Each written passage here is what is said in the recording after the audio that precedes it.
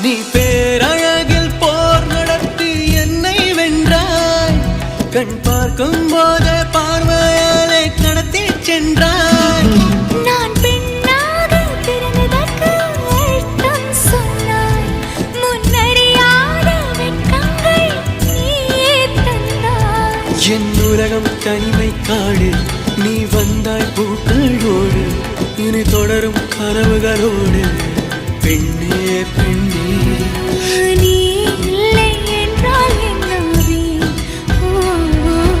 நெருப்போடு வெந்தே மண்ணாவே. உன் பேரை சொல்லும் போதே உள் நெஞ்சு